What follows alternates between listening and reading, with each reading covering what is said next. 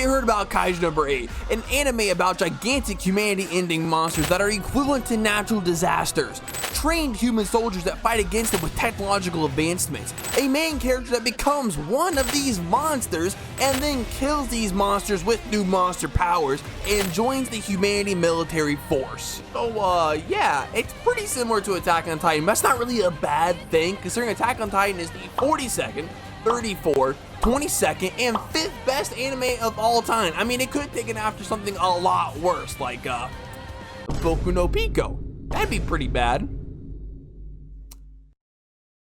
Anyways, despite its similarities, this anime is all around just not as dark and brooding. Yes, thousands of people are dying from these attacks, but it makes it hard to have empathy when your main character starts pissing out of their nipples. Which, as you've seen, these people are supposed to be us. Kaiju No. 8 takes place in very much so a modern day Japan. By all means, looks like our world, except for the gigantic kaiju spontaneously attacking Earth.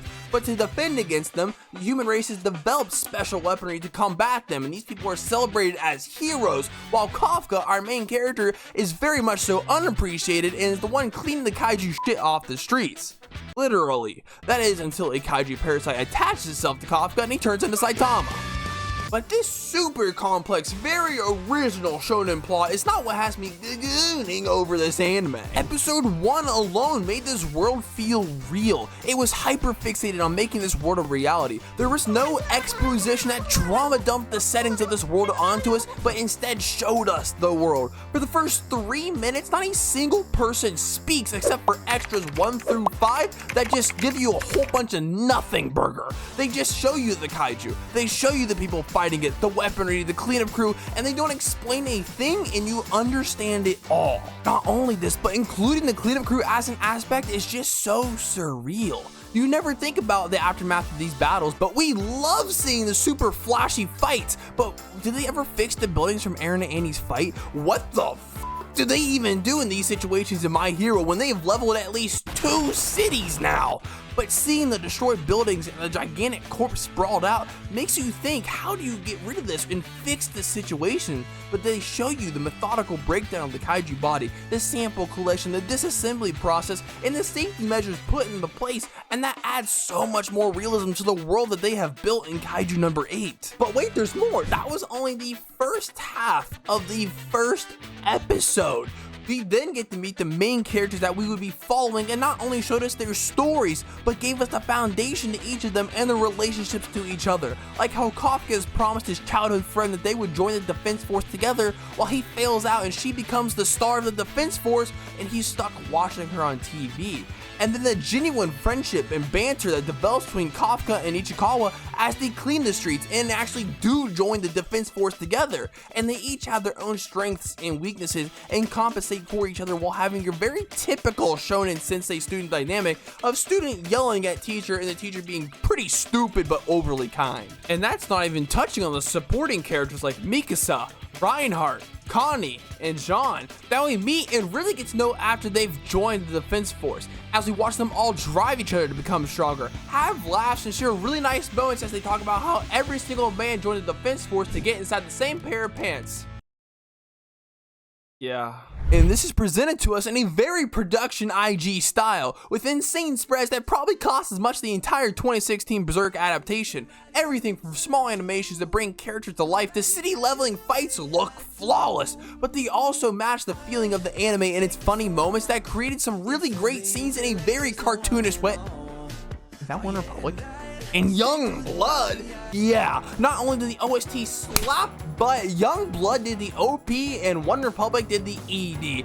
And it has nothing to do with the anime review, but that's pretty crazy. But they slapped so hard I couldn't find who made the OST easily, so I gave up. I don't get paid enough for that. But apparently production IG does though, because everything I have mentioned this far, besides pissing out the nipples, happens in the first episode. Imagine what they could create out of a season of Kaiju No. 8. We are only halfway through, we're already starting to see the world presented to us start to unravel as we see another humanoid kaiju that can speak like Kafka. So it begs the question, is he a human turning kaiju or a kaiju pretending to be human? Also, the world seems way too simple and straightforward. Why are we collecting samples? Are we just trying to study them so we can figure out how to kill them better? Because personally, as a human in the human species, there's no way we wouldn't try and play God and create kaijus, turn people into kaijus, or just have kaiju blood running through people's bloodstream as a super soldier. There's gotta be a darker side to this government, because if there's one thing I know from my 24 years of life on this world, humans love weapons of mass destruction. And it's the reason I'm so excited to finally see Kafka reveal his powers to the Defense Force, because I know it's going to happen. That's not the question here. I mean, I can basically guarantee kaiju pretending to be human and Kafka will fight next week. I know this is late. If I'm wrong, I'm sorry. I'm on vacation. Shut up. This is pre-recorded. Just when it does happen, how are they really going to react? What are they going to do? Will they try and kill him like they did in Attack on Titan? Will they use him as an experiment test subject like an Attack on Titan? Will Kafka yell, scream, and cry like a little bitch like an Attack on Titan? The only gripe I ended up having with the entire anime so far was my initial reaction to the character art. It was very off-putting, and I can't even begin to put my finger on the reason why. It was just an uncanny valley vibe. But the fluidity of the animation, specifically to the body movements and facial expressions, added a much more human feeling to these characters. And honestly, if it wasn't added, it would have been straight up freaking creepy looking at these guys.